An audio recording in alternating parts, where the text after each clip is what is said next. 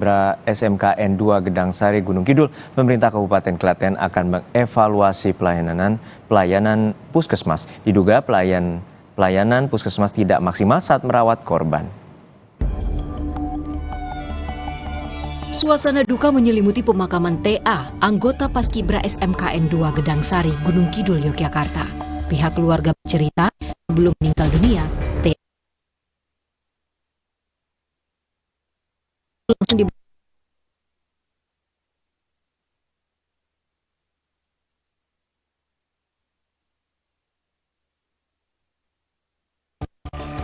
pihak keluarga merasa. Padahal setibanya di puskesmas, detektor nadi masih berjalan saat ditangani.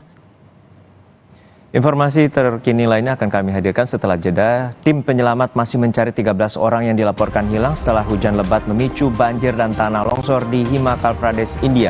Sedikitnya 49 orang tewas.